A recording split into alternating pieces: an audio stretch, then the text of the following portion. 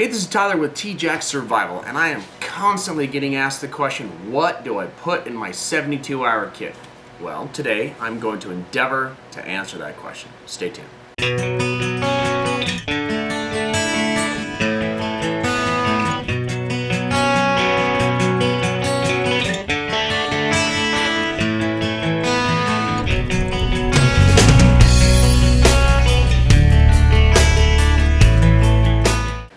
Alright, so this is going to be a little bit of a discussion video. I basically want people to think on their own and be able to answer their question as to what goes in a bug out kit. Because really, the answer to that question is whatever you want to put in your bug out kit goes in the bug out kit. The problem is that's not really the question people are asking. People will ask me the question, what goes in a bug out kit or a 72-hour kit, when for all intents and purposes consider them to be the same thing. And well, the answer is that depends. It's like, what pair of shoes should I buy? Well, that depends. What are you going to do with your shoes? Well, if you're going to go dancing, you need dancing shoes. If you're going to go running, you need running shoes. Blah, blah, blah, blah. Anyway, where I'm going with this is this. You got to have a goal. You have to have something that you're aiming and shooting for in order to have any idea of what goes in your kit. So what I like to tell people is pick the two most probable disasters you would have in your area. Man-made and natural. Plan for those disasters and plan on going home the longest amount of distance you do in your average day. What I mean by that is this. I live in the Rocky Mountains.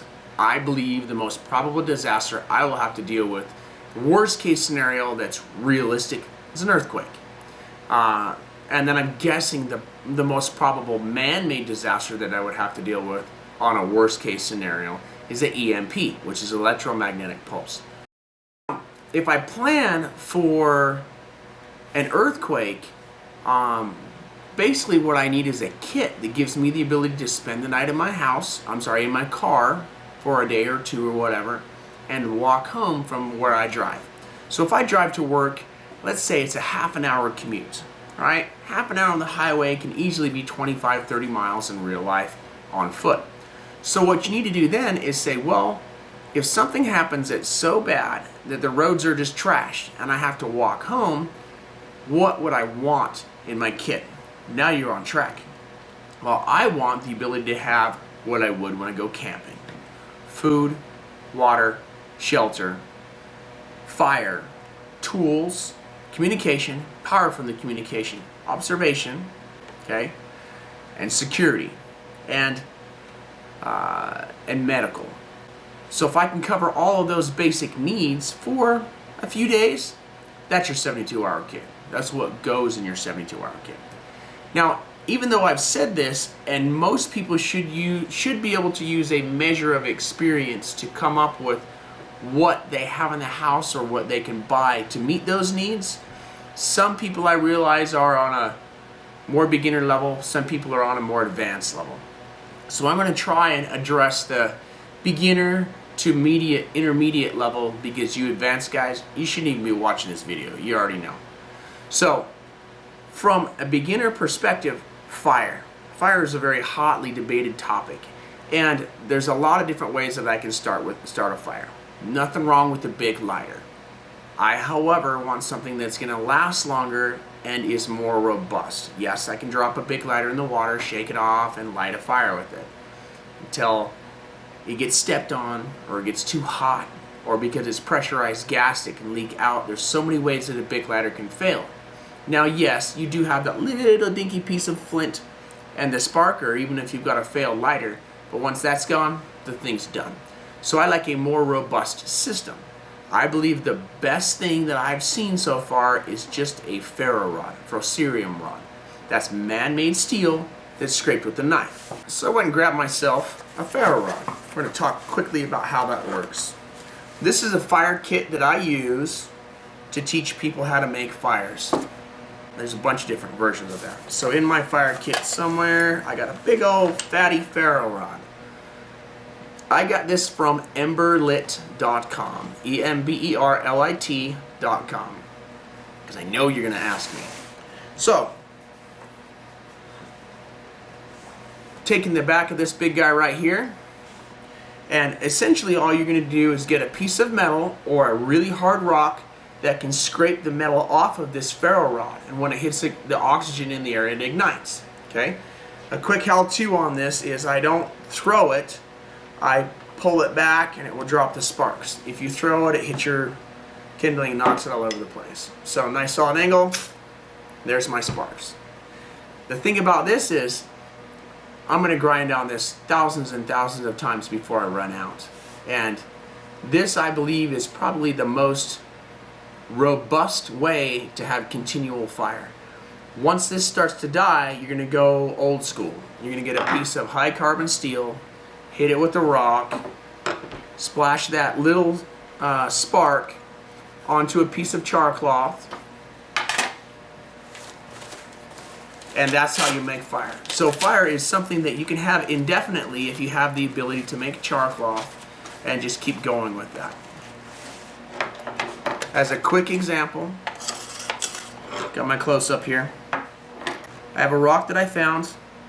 I have a ember lit fire striker, little metal fire striker. This works like an old school version of the new school ferro rod.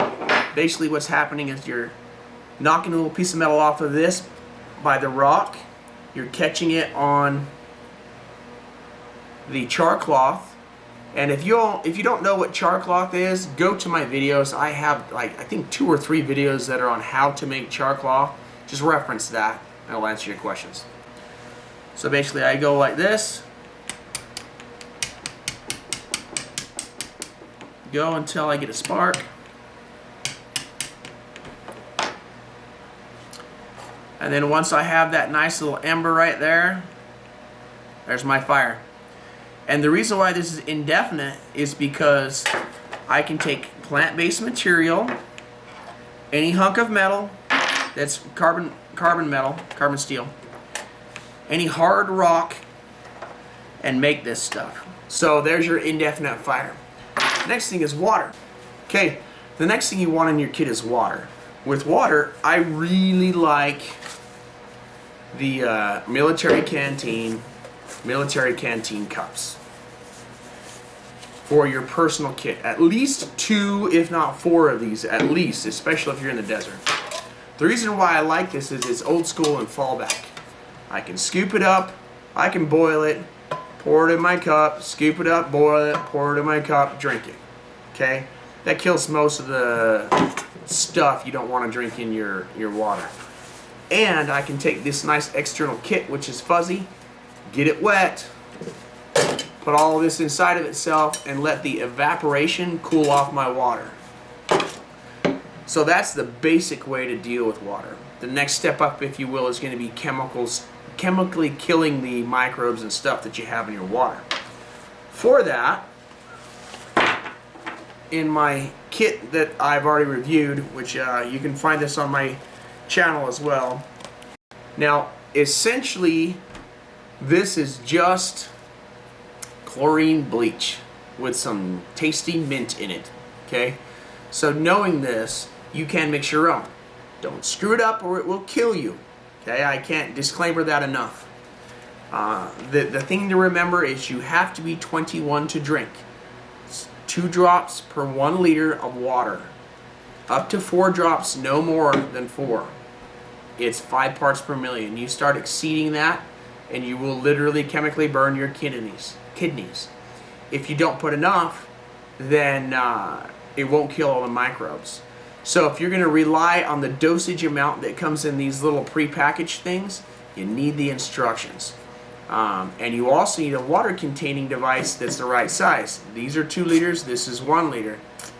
So either I break it in half and mix it all up, or I get a big 100-ounce Camelback and put it in there. Anyway, so that's another way to deal with water. If you want to step it up from there, you can just get yourself a full-on K9 water purifier, or a pure water purifier. My small one here, Rapid Pure Water Purifier. You can get this from getpreparedstuff.com. You can get this from bladehq.com. So what I do with this is, this I just attach onto the hose of a Camelback. I put the nasty water in the Camelback, and it goes through the purifier, and I drink it. A little side knowledge on water.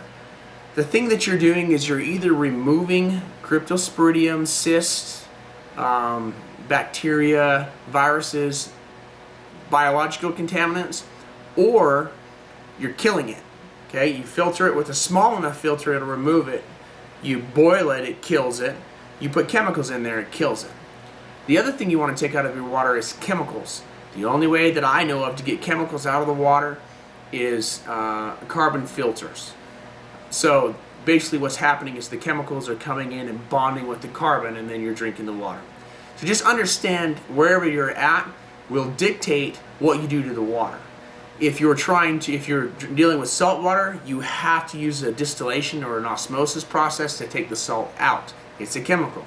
If you're dealing with drinking water downstream from a pulp plant, you have to use carbon to remove it. If you're in 99% of the rest of the planet, you're just basically killing the bugs in it that will mess you up. And most of the time you can boil. Boiling doesn't always work. Above certain altitudes, water will boil at a lower temperature, and sometimes it doesn't kill everything. But for me, 99% of the time, you boil the stuff and you're good.